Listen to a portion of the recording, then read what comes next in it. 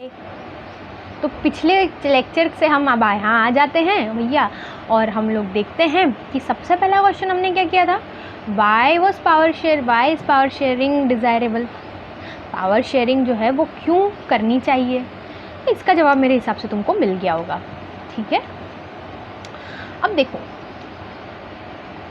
Technically तुम्हारी किताब में 2 रीज़न दिए हुए हैं कि why power sharing is desirable, ये तुमको पता है, ठीक है, लेकिन फिर भी मैं एक बार रीड कर देती हूँ। पहला है प्रूडेंशियल रीज़न। प्रूडेंशियल रीज़न का क्या मतलब होता है in social science language? Prudential reason मतलब कि जहाँ पर फ़ायदा नुकसान देखना पड़े।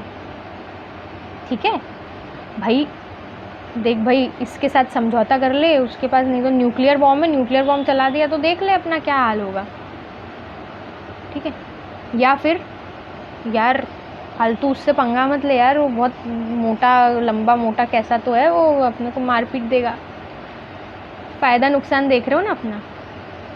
सो व्हेन वी सी गेन्स और losses it is called prudential reason, to समझौता करने के लिए। ठीक है, so why do we share power? Because first, less possibility of conflict between social groups. ये हम फ़ायदा देख रहे हैं कि भैया फालतू का कॉन्फ्लिक्ट नहीं होगा ग्रुप्स के बीच में। जैसे इंडिया में क्या होता है, हिंदू मुस्लिम कॉन्फ्लिक्ट हो गया सबसे बेसिक कॉन्फ्लिक्ट। लैंग्वेज बेस भी हुआ है पास्ट में। दूसरी बात क्या होती है, कोई कॉन्फ्लिक्ट नहीं होगा तो कोई वॉर्स नहीं होंगे। कोई कॉन्फ्लिक्ट नहीं होगा। सिविल वॉर मतलब क्या होता है, देश के ही अंदर वॉर हो जाना आपस में, 2 कम्युनिटीज़ के बीच में, that is called civil war. ठीक है, कोई वॉर नहीं होगा तो वायलेंस नहीं होगा, शांति बनी रहेगी। तीसरी क्या बात होगी, पॉलिटिकल ऑर्डर स्टेबल रहेगा। जहाँ वॉर होता है वहाँ पॉलिटिक्स जो है वो अनस्टेबल हो जाती है। कैसे?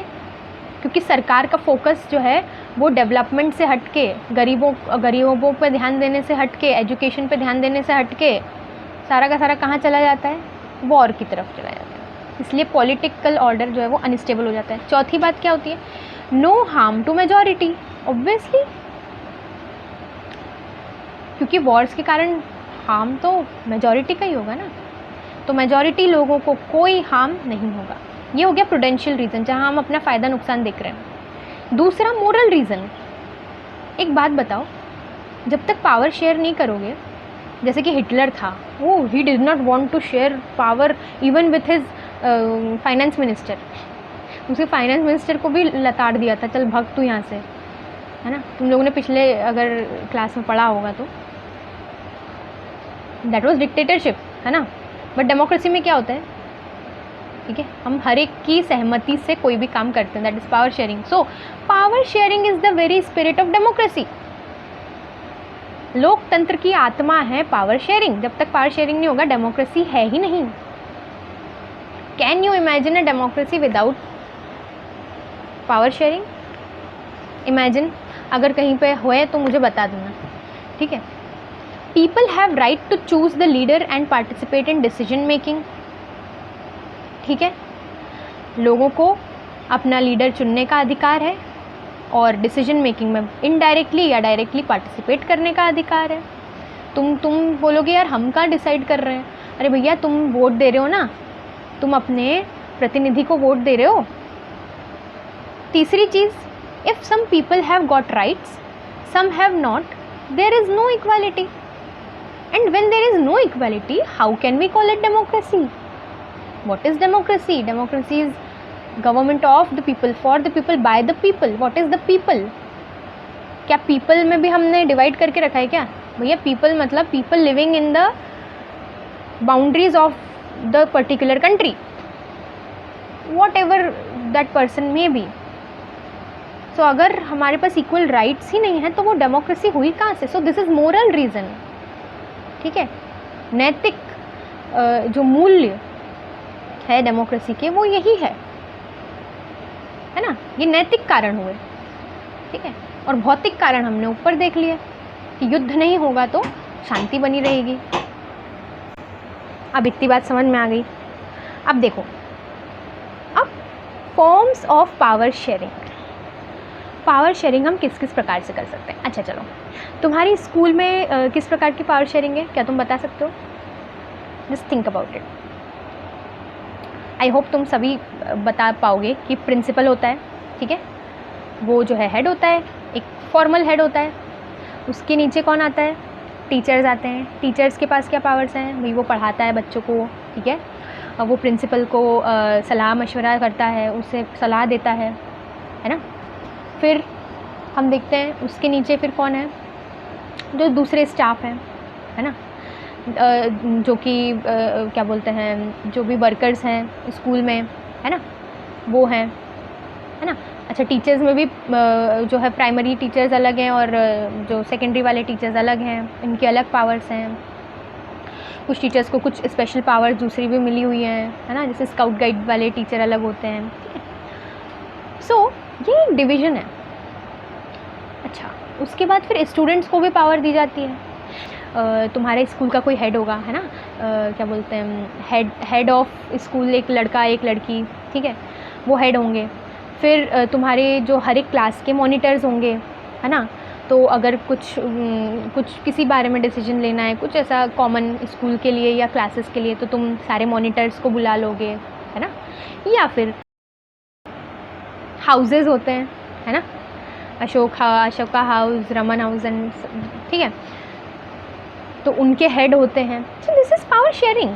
You have to share power. Power sharing is inevitable. In nature also power sharing exist. सबसे प्यारा एग्जाम्पल देती हूँ मैं। शेर की जो फैमिली होती है, शेर होता है, शेरनी होती है, बच्चे होते हैं। शेर कुछ नहीं करता है, पता है उसकी क्या पावर है? वो सिर्फ दिखने का है भयंकर। जो शेर होता है ना, हर एक शेर की एक टेरिटरी होती है, अपना खुद का इलाका होता है। वो उस इलाके की रक्षा करता है और दूसरा कोई भी शेर ना आ पाए, ये इंश्योर करता है। क्योंकि शेरों के अंदर ये नेचुरल प्रवृत्ति होती है कि जो दूसरे शेर का इलाका है उसको उसके अंदर घुसो और उसके जो बच्चे हैं उनको मार डालो, ठीक है। एक शेर दूसरे शेर के बच्चे बढ़ने नहीं देना चाहता, ठीक है, दिस इज़ नेचुरल, ठीक है। और शेरनी के क्या पावर है, ठीक है। अब शेर शिकार ज़्यादा नहीं करता है, तुम कभी डिस्कवरी खोल के देखना, शेरनी शिकार करती है। शेरनी शिकार करके लाएगी, वही शेर भी खाएगा, शेरनी भी खाएगी, और बच्चे अगर बड़े हैं तो वो भी खाएंगे, ठीक है। और शेरनी और बच्चों की रक्षा कौन करेगा? शेर करेगा। This is power sharing. Okay, so the nature has given power sharing in advance to us, ठीक है। सो जैसे कि मैंने तुमको दो ये एग्जाम्पल दिए, तो power sharing in different organs of government. तो मैं फॉर्म्स ऑफ पावर शेयरिंग बता रही हूँ कि किस किस प्रकार से पावर शेयरिंग होती है, ठीक है। पहला प्रकार, first form, power sharing in different organs of government, ठीक है। जैसे कि हमारे बॉडी में डिफरेंट ऑर्गन्स हैं, हर एक की अपनी एक पावर है, एक फंक्शन है, and every function is dependent on the other organ, isn't it? जब तक पेट से ठीक से डाइजेस्ट होके इंटेस्टाइन में नहीं जाएगा, तो है ना, तो इंटेस्टाइन उसको नहीं डाइजेस्ट कर पाएगा तब तक, बराबर है। So on the different organs of government, legislature, executive और जुडिशियरी, ये तीन अलग अलग ऑर्गन्स हैं, जैसे लंग्स, स्टमक और इंटेस्टाइन। लेजिस्लेचर क्या करता है? इट मेक्स द लॉज, ठीक है। संसद, जो हमारी संसद है, वहाँ पे कोई भी, मान लो एक बिल आया, ठीक है, मान लो कि स्कूलों में जो है ये जो है सिलेबस चेंज करना है, ठीक है। तो ये नियम जो है, इसको पहले संसद में डिस्कस किया जाएगा, ठीक है। वहाँ से पास अगर होगा तो फिर वो एक नियम बनेगा। नियम बना दिया भैया, संसद ने क्या किया? नियम बना दिया, मान लो पास हो गया कि हाँ, जो भाई सिविक्स की किताब के 4 चैप्टर जो हैं वो अब हटाए जा रहे हैं, ठीक, ये नियम बन गया। अब executive, what is executive? It applies the laws. नियम बना दिया संसद ने, इतना ही काम था उसका, ठीक है ना।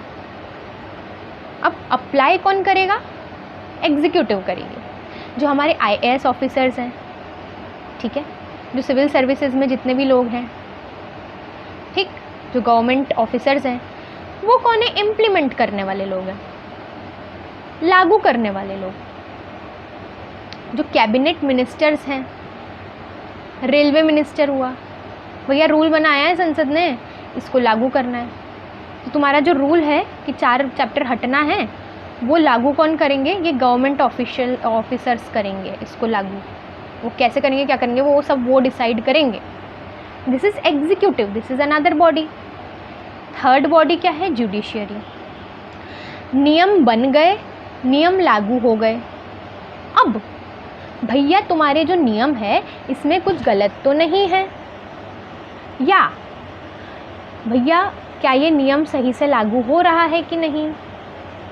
भैया जो नियम कानून तुमने बनाया है, अगर वो किसी ने उसका पालन नहीं किया तो क्या, तो कौन देखेगा ये सब? बराबर ना? So judiciary checks the laws. Judiciary क्या चेक करती है कि जो नियम कानून बन रहे हैं वो संविधान के अनुसार हैं कि नहीं हैं। बात समझ में आ रही है?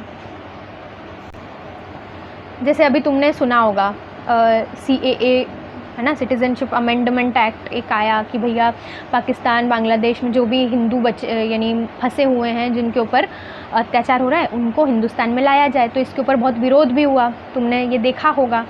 तो एक कानून बना CAA, सिटीजनशिप अमेंडमेंट एक्ट, ठीक। तो लेजिस्लेचर संसद में बना। एग्जीक्यूटिव यानी कि जो गवर्नमेंट ऑफिशियल्स हैं वो इसको लागू करेंगे। लागू कैसे करेंगे कि भैया जो भी लोग हिंदुस्तान में आए थे पाकिस्तान से, बांग्लादेश से, ये बोल के कि हम लोग हिंदूज़ और हमारे साथ गलत सलूक किया जा रहा है उस देश में, तो उनको वेरीफाई करेंगे वो गवर्नमेंट ऑफिशियल्स, है ना। उनको देखेंगे कि भाई अच्छा तुम इधर से आए हो, ओके, कितने साल से रह रहे हो, ओके, उनकी सब जानकारी जुटाएंगे। तो ये क्या हुए? एग्जीक्यूटिव। और जुडिशरी, जो लोग विरोध कर रहे हैं कि भाई CAA जो है वो संविधान के खिलाफ है ना, ये तो हमारे अधिकारों को छीन लेगा, मुसलमानों के अधिकारों को छीन लेगा, तो ठीक है, ये विरोध कर रहे हैं। तो जुडिशरी क्या काम करेगी? वो देखेगी अच्छा CAA ये ऐसा कानून बनाया है, अब मैं देखता हूँ कि भाई ये संविधान के अनुसार है कि नहीं, क्या इसके अंदर अगर ऐसा कुछ लिखा है जो संविधान के नियम का उल्लंघन करता है। अगर करेगा तो फिर जुडिशरी क्या कर सकता है? जुडिशरी के पास पावर है कि वो उस कानून को गलत साबित कर दे और गलत बोल के संसद को बोले कि इस कानून को वापस ले लो।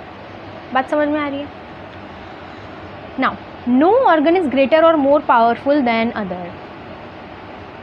लंग्स का काम स्टमक नहीं करेगा, लंग्स से ज़्यादा इम्पॉर्टेंट स्टमक नहीं है और स्टमक से ज़्यादा इम्पॉर्टेंट लंग्स नहीं है। आ गई बात समझ में? दोनों के अपने अपने काम है। Now, different organs have different works. मैंने तुमको बहुत क्लियर कर दिया है। So power divided according to work. तो पावर जो है वो काम के अनुसार डिवाइड की हुई है। इस केस में जो पावर है वो किसके अकॉर्डिंग डिवाइडेड है? काम के according, according to the work they have to do. One has to make laws, one has to implement laws, one has to check the laws. तो काम के अनुसार डिवाइडेड है, ठीक है। Each organ checks the work of other. Example, if legislature makes some laws and if it is violating the constitution, it can stop the legislature from making the law. ठीक है, मैंने तुमको बता दिया ये। Now this is the system of checks and balances. मतलब judiciary is checking if legislature is not making correct laws. ठीक है, so judiciary चेक कर रही है कि legislature सही कर रहा है कि नहीं। legislature चेक कर रहा है कि भाई executive ने जो है वो इम्प्लीमेंट किए कि नहीं लॉज सही से। आ रही है क्या बात समझ में? अब देखो, सेकेंड फॉर्म ऑफ डिवीजन, ये तो on the basis of work. दूसरा या डिफरेंट ऑर्गन्स ऑफ गवर्नमेंट। दूसरा क्या है? Among government at different levels, on the basis of level of government. इसमें क्या आता है? Central government, state government, district और लोकल, ठीक है। ये डिफरेंट लेवल्स की गवर्नमेंट है। इसमें ऐसा नहीं था, पिछले वाले में ऐसा नहीं था, ये तो अलग अलग ऑर्गन्स थे, ठीक है। इसमें डिफरेंट लेवल्स नहीं थे। ये जो डिफरेंट लेवल वाली है ये कौन सी है? प्रिंसिपल, टीचर, स्टूडेंट्स या हेड ऑफ स्कूल, ठीक। तो इंडिया में सेंट्रल गवर्नमेंट, स्टेट, उसके नीचे स्टेट गवर्नमेंट, उसके नीचे डिस्ट्रिक्ट गवर्नमेंट और सबसे नीचे लोकल गवर्नमेंट आती है. This is called vertical division of power on the basis of level. Now this is also called federalism. We are a federal country. ठीक है, ये प्रियम्बल में नहीं है ये वर्ड, लेकिन इसका मतलब क्या होता है, division of power eight regional level.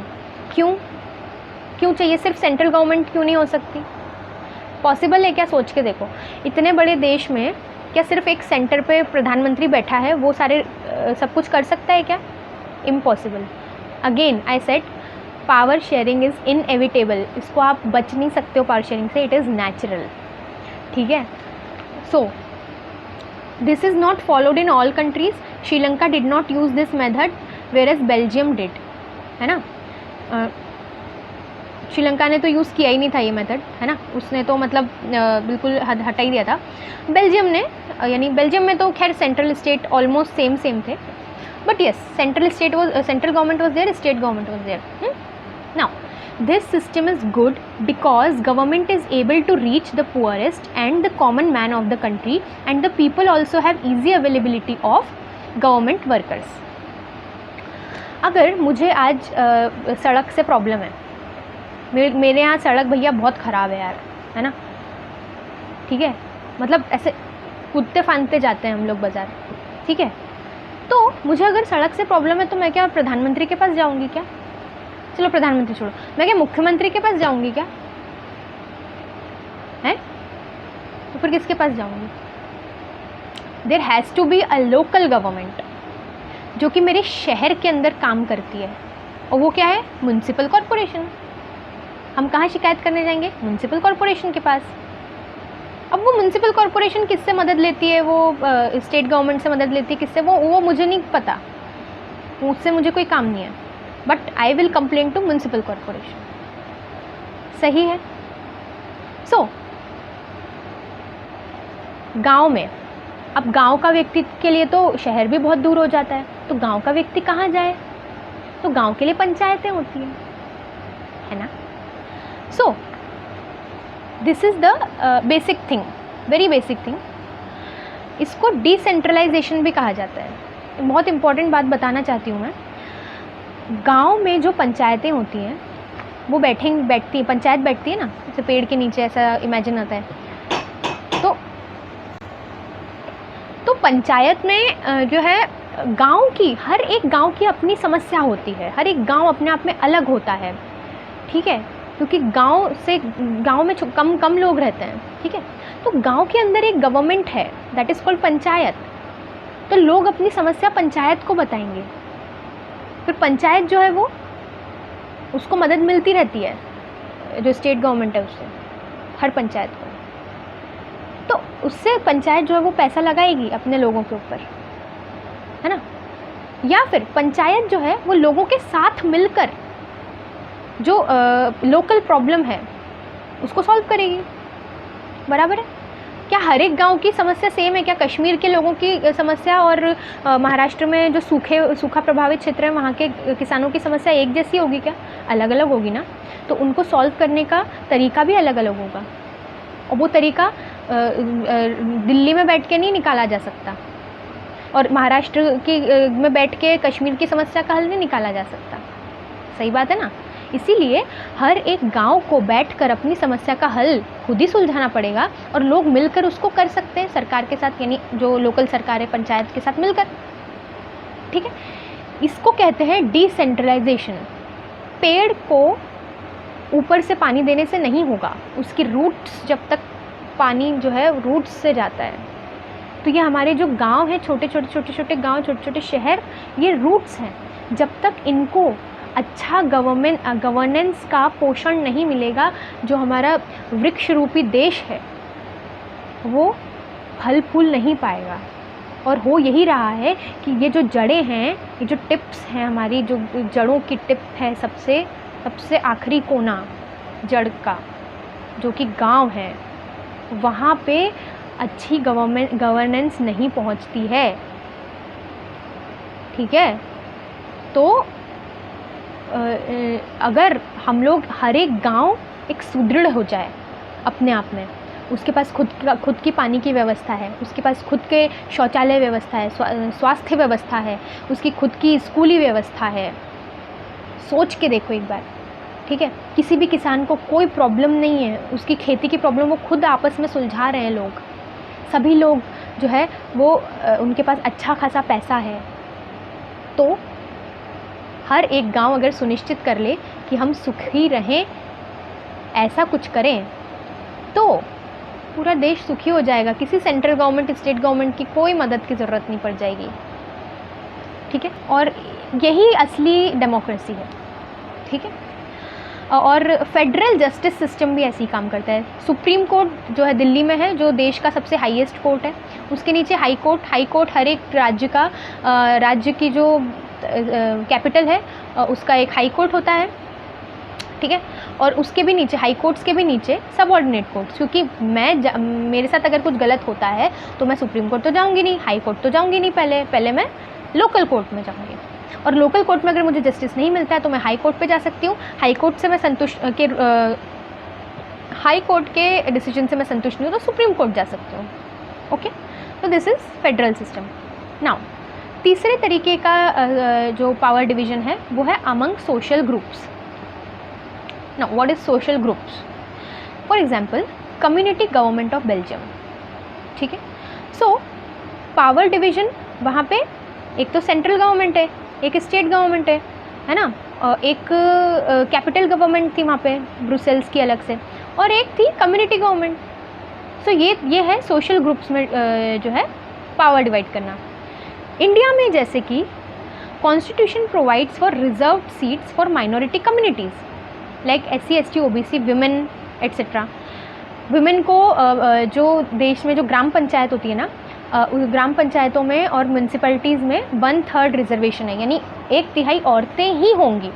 1/3 सीटें जो हैं वो केवल औरतों के लिए होंगी, उन सीटों में आदमी नहीं आ सकते।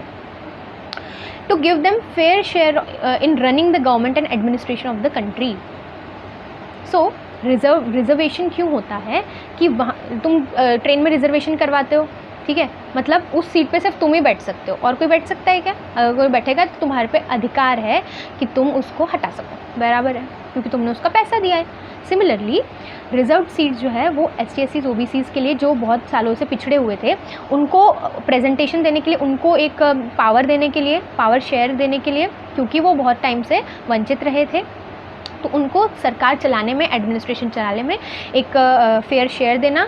ऐसे विमेन को भी, ठीक है, तो रिजर्व सीट्स देना, ये एक टाइप का सोशल ग्रुप्स में पावर डिवीजन का तरीका है। आती है बात समझ में?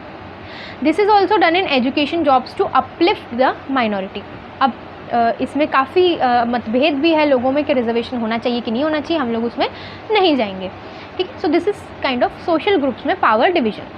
Now fourth form among political parties, pressure groups and movements, ठीक है। सो देखो, पॉलिटिकल पार्टीज, ठीक है, तुम्हें पता है कि भैया संसद के अंदर आज अगर भाजपा मेजॉरिटी में है तो दूसरी पार्टियां नहीं है क्या उसमें, है ना। 300 से ज़्यादा सीट्स भाजपा के पास हैं, कुछ 550 में से, है ना, जो टोटल सीट जितनी भी हैं संसद में। लेकिन बाकी की किसके पास है? बाकी की जो दूसरी पार्टीज़ हैं, ठीक है, कांग्रेस है या शिवसेना है या DMK AIDMK जो साउथ में चलती है, ठीक है, YSR कांग्रेस। तो इस तरीके की दूसरी पार्टियां जो हैं वो विपक्ष जिसको कहते हैं, है ना, अपोजिशन। सो पॉलिटिकल पार्टीज़ में अगर सिर्फ एक ही पार्टी रहेगी तो क्या वो फेयर पावर डिवीजन होगा? क्या नहीं। सरकार जो भी कर रही है, ठीक है, अगर सरकार कुछ ऐसा करती है जो गलत है या जिससे लोग संतुष्ट नहीं हैं, तो वो बात कौन लेकर आएगा सामने देश के? वो कर्तव्य होता है विपक्ष का। लेकिन आज के समय में विपक्ष इतनी घटिया हरकतें करने लग गए हैं कि वो लोगों की असली समस्याओं को सामने लाने के बजाय ऐसी चीज़ें करते हैं जो उनके स्वार्थ की सिद्धि होती है सिर्फ, ठीक है। ये तुमको आगे चल के सब समझ में आ जाएगा, ठीक है। एक बात समझ लो, सिविक्स जो है वो एक ऐसा सब्जेक्ट है जो तुमको ज़िंदगी भर काम आने वाला है। सिविक्स के बेसिक कंसेप्ट समझना बहुत ज़रूरी है, क्योंकि भले ही तुमको अलजेब्रा कभी ज़िंदगी में काम नहीं आने वाला, लेकिन कॉन्स्टिट्यूशन को समझना, देश में क्या चल रहा है इसको समझना बहुत ज़रूरी है, नहीं तो कोई भी तुमको बेवकूफ़ बना के चला जाएगा, ठीक है। तो in democracy people have freedom to choose their leader और representative, they have got choices, these choices are in the form of political parties, ठीक है। दिल्ली में आम आदमी पार्टी है, उड़ीसा में देखोगे तुम, ठीक है, बीजू जनता दल बीजेडी, ठीक है, बिल्कुल अलग अलग, तुम सुने ही नहीं होंगे तो अब कभी इनके नाम, ये बीजू जनता दल वगैरह के। So these parties have different ideologies, अभी पार्टी वाला अलग एक चैप्टर आएगा, वो हम पढ़ेंगे। सो इन पार्टीज़ के आइडियोलॉजी मतलब सोच, विचारधारा, जैसे आम आदमी पार्टी झाड़ू है ना, ये करप्शन को साफ़ करना है ना, करप्शन को हटाने के आइडियोलॉजी है उनकी, ठीक है। या एजुकेशन पे सबसे ज़्यादा काम अगर देश में कोई पार्टी कर रही है तो वो आम आदमी पार्टी कर रही है।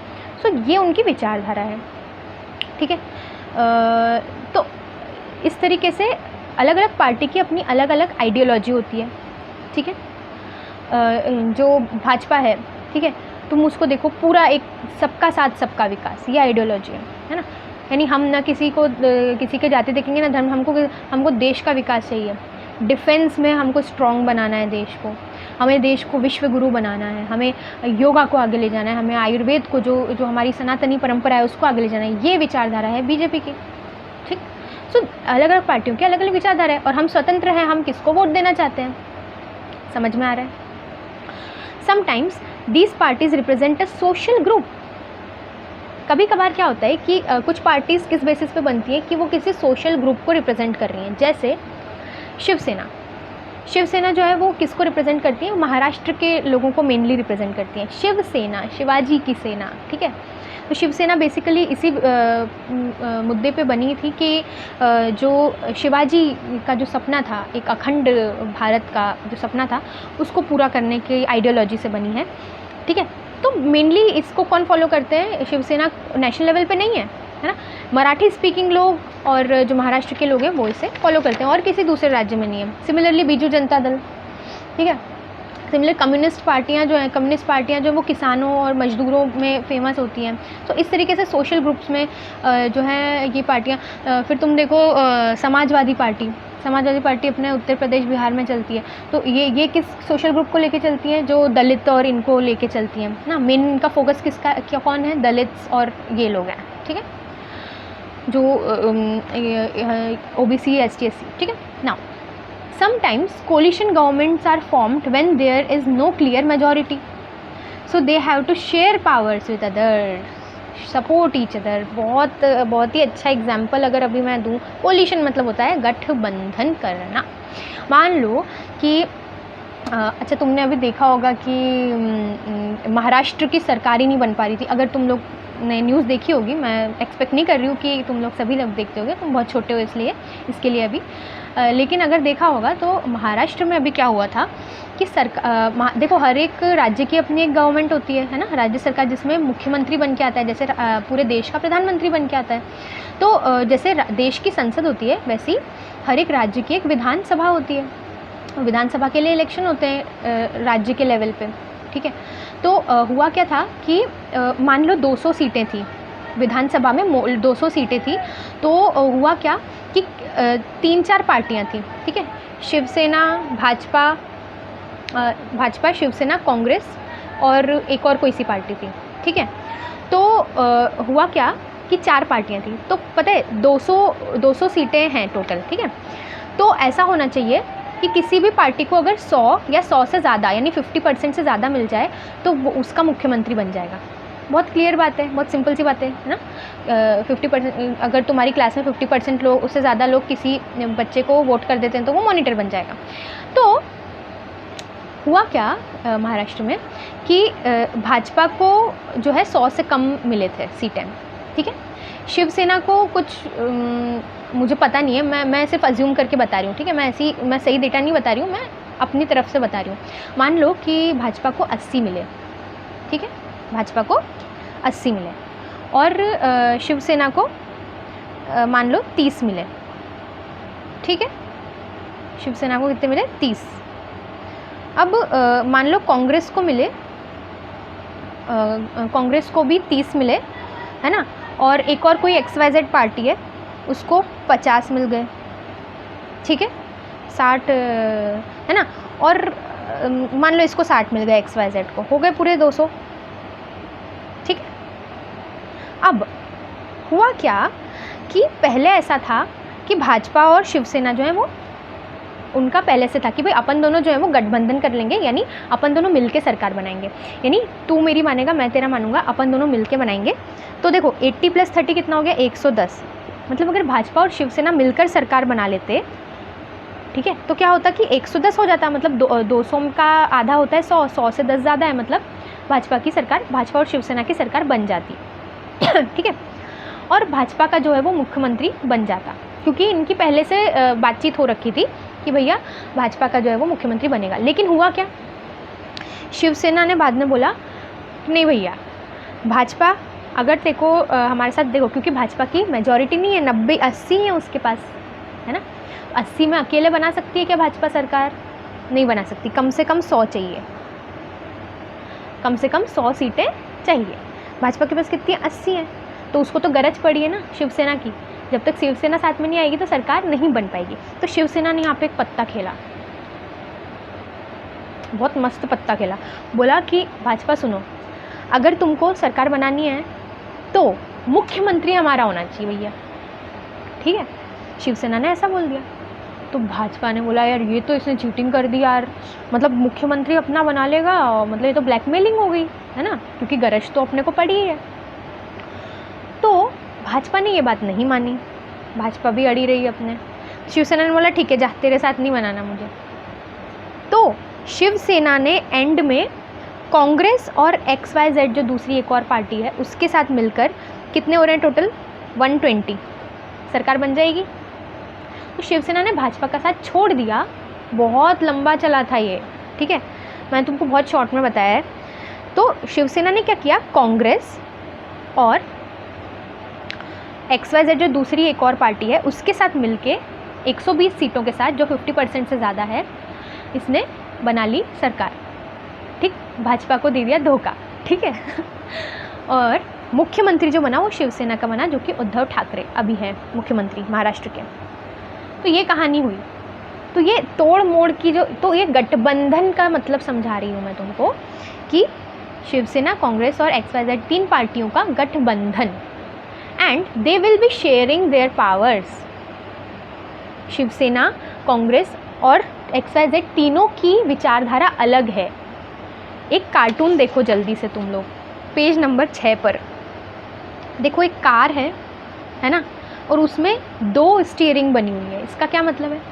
मतलब एक महाराष्ट्र की कार है, महाराष्ट्र को कार मानो, और वो जो 2 स्टीयरिंग है वो शिवसेना और कांग्रेस मान लो, यानी कार को चलाने के लिए 2 स्टीयरिंग। तो क्या होगा, ये स्टीयरिंग इधर जाएगी, वो स्टीयरिंग उधर लेके जाएगी, कोई पता नहीं है कौन सी किधर ले, तो क्या गाड़ी सही से चलेगी क्या ठीक है। तो गठबंधन में कई बार यही होता है, अगर हाँ दोनों साथ में स्टीयरिंग चलाएंगे कि हाँ ठीक है मैं मान रहा हूँ तू इधर चलाएगा मैं भी इधर ही चलाऊँगा, समझ रहे हो, तो गठबंधन में ये करना पड़ता है कि दोनों को सामंजस्य के साथ स्टीयरिंग चलानी पड़ेगी, दोनों को एक दूसरे की विचारधारा को मानना पड़ेगा, तभी सरकार चलेगी, नहीं तो सरकार गिर जाना मतलब शिवसेना और कांग्रेस में वो हो गई कि ए तू ऐसा मत कर, ए तू ऐसा मत कर, ए तू ये कौन सा रूल बना रहा है, ये तो हमारी थॉट के खिलाफ है, ये तो हमारे इसके खिलाफ है, कॉन्फ्लिक्ट हो जाएगा, एक दूसरे का साथ छोड़ देंगे और सरकार बचेगी नहीं। ये मध्य प्रदेश में हुआ था। अब ये लेक्चर बहुत लंबा हो जाएगा, अगर मैं वो एग्जाम्पल दूंगी तो वो कभी और दे दूंगी, ठीक है। So they have to share powers with each other and support each other. दूसरा क्या होता है इसमें, प्रेशर ग्रुप्स, ठीक है। प्रेशर ग्रुप्स में क्या होता है, दीज आर द ग्रुप्स और unions of traders, businessman, farmers, industry workers, government employees etcetera. जैसे जो प्रेशर ग्रुप्स होते हैं, जैसे मजदूर संघ, अगर तुम्हारे पापा रेलवे में है तो तुमने सुना होगा CRMS, ठीक है, CRMS वगैरह होते हैं ना, जो अपने रेलवे के जो जितने वर्कर्स हैं उनके ग्रुप्स होते हैं। Why are they there? अगर कभी इन लोगों को कोई डिमांड उठानी पड़ी, जैसे तुम लोगों ने सुना होगा कि रेलवे एम्प्लॉयज़ की काफ़ी डिमांड्स होती हैं, जैसे भाई हमारे इंजन में जो पापा लोग अपने जाते हैं जब, है ना, ट्रेन में, जो जिनके ड्राइवर्स हैं पापा, तो उन लोगों के इंजन्स में टॉयलेट्स तक नहीं है, ठीक है। ये एक डिमांड है बहुत बेसिक सी, तो ये डिमांड कौन रखेगा? So these are pressure groups, इसमें सभी एम्प्लॉयज़ हैं रेलवे के, ये लोग जब एक साथ आवाज़ उठाएंगे, जब ग्रुप्स आवाज़ उठाते हैं तो सरकार जो वो प्रेशराइज होती है कि ओह ठीक है, हमें माननी पड़ेगी बात, ओके। सो बिजनेसमैन, फार्मर्स के जो ग्रुप्स होते हैं, ठीक है, industry workers, government employees, so these are pressure groups जो कि प्रेशर डालते हैं सरकार के ऊपर कोई मांग मनवाने के लिए, ठीक है। So they pressurise governments to change और make rules for their welfare, जैसे हड़तालें होती हैं, ठीक है, स्ट्राइक्स होती हैं। हमने भी स्ट्राइक की अपने क्या बोलते कॉलेज में, जैसे कि हम लोगों को हॉस्टल में 8 बजे से पहले आना होता था, लेकिन कई लोगों की कोचिंग हुआ करती थी 9:30 बजे तक, कई तुम में से भी कई लोग जाते होंगे, तो हमने उसकी डिमांड की थी, तो उसके लिए हमने हड़ताल रखी थी। So we pressurized the director of the college कि आप हमारी डिमांड को मानो, नहीं तो हम लोग बैठे रहेंगे, क्या कर लोगे तुम, ठीक है। So this is what how we pressurize. Now movements, तीसरा, मूवमेंट्स आर वेरी इंपॉर्टेंट, जैसे नर्मदा बचाओ आंदोलन, NBA नर्मदा बचाओ आंदोलन क्या हुआ था? It was meant for pressurizing the government to think of the people whose rights are getting violated, their houses will be destroyed, where would they live, so such movements remind the government to look after everyone's rights. देखो नर्मदा बचाओ आंदोलन में क्या था, Sardar Sarovar dam, तुमने सुना होगा इसका नाम, अभी जो सरदार वल्लभ भाई पटेल की प्रतिमा, जो मूर्ति बनी है, ठीक है, वो सरदार सरोवर डैम के पास ही बनी है। सरदार सरोवर डैम बहुत पहले, 50 से 1 साल पहले, यानी उसका कंस्ट्रक्शन हो गया था शुरू, और बन भी गया था, तैयार हो गया था, लेकिन जो है देखो, जब डैम बनता है ना, डैम जब बनता है, नदी जो है वो जंगलों से होके गुजरती है, और जंगल में भी लोग रहते हैं, ठीक है, कम्युनिटीज़ रहती हैं, STs रहते हैं, जो ट्राइब्स होती हैं वो रहते हैं, ठीक है, नदियों के आसपास रहते हैं उनकी बस्तियाँ। और जब डैम बनाते हैं, तो डैम जब बनाते हैं तो पानी रुकता है, पानी रुकेगा तो उसका लेवल बढ़ेगा आसपास, समझ रहे हो क्या बोल रही हूँ मैं? जो आसपास जो ज़मीन है उसको डूब में आ जाएगी वो, ठीक है, तो पानी जो है वो डोबेगा उस ज़मीन को, जब डोबेगा तो बहुत बड़े नंबर्स में जो लोग हैं जो वहाँ रहते हैं उनको जाना पड़ेगा। तो डैम के बहुत सारे यूजेस हैं, तुमको पता है, मैं यहाँ नहीं बताऊँगी डैम्स के यूजेस क्या हैं। तो हमने कुछ लोगों के यानी फ़ायदे के लिए कितने सारे लोगों का नुकसान भी तो किया। बहुत सारे लोगों का फ़ायदा होगा डैम्स से, नो डाउट अबाउट इट, लेकिन कितनों का नुकसान होगा। जो ट्राइबल्स हैं वो कहाँ जाएंगे? वो कॉम्प्रोमाइज़ करें क्या कि हाँ ठीक है भैया तुम इनका फ़ायदा कर रहे हो, हम अपने घर छोड़ के चले जाते हैं? What do you want? You want this? They are the protectors of the nature, जो ट्राइबल्स हैं। सो ये जो नर्मदा बचाओ आंदोलन था, ये बेसिकली इसी के लिए था कि डैम न बनाया जाए, डैम के विरोध में था, ठीक है। और अगर डैम बन रहा है तो क्या होता है जनरली, डैम्स के कारण जिन लोगों के घर हट जाते हैं ना, या डूब में आ जाते हैं, तो उन लोगों को किसी और जगह पे घर दिया जाता है। लेकिन सरकारें क्या करती हैं, इसमें भी घोटाला करती हैं, ठीक है। तो इसके भी विरुद्ध था कि आप अगर हमें घर दे रहे हो तो कहाँ है हमारा घर, हमें मिल ही नहीं रहा है, ठीक है। जस्ट इमेजिन अगर आपको कोई बोले कि भैया चलो घर तुम्हारा खाली करो, हमको यहाँ पे कुछ बनाना है। Just imagine what will you do? Will you compromise your home for someone else's welfare? Okay, so this is movements. तो इस तरीके से प्रेशराइज किया जाता है। So this were forms of power sharing among different organs according to the nature of work at different levels vertically among different social groups, okay, and different ways like political parties, pressure groups and movements. So ये 4 forms of power sharing था। अगर आपके class में monitor change हो रहे हैं, बिल्कुल ये पावर शेयरिंग का तरीका है। बहुत बढ़िया क्वेश्चन था। आई होप कि आप लोगों को वीडियोस बहुत अच्छी लग रही होंगी और हेल्प कर रही होंगी आपको, और आप लोग प्लीज़ इसको ज़्यादा से ज़्यादा शेयर करो और सब्सक्राइब करो, ताकि ये जो ज्ञान है ये ज़्यादा से ज़्यादा लोगों तक पहुँचे। मेरा मकसद ये नहीं है कि मेरे सब्सक्राइबर्स बढ़ जाएं। इवन अगर 500 लोग भी जो है मेरे ज्ञान को ले लेते हैं जो मैं दे रही हूँ, तो मेरे लिए बहुत बड़ी बात होगी। और अगर कुछ इम्प्रूवमेंट्स हो तो वो आप लोग कमेंट्स में ज़रूर बताएं। जय हिंद।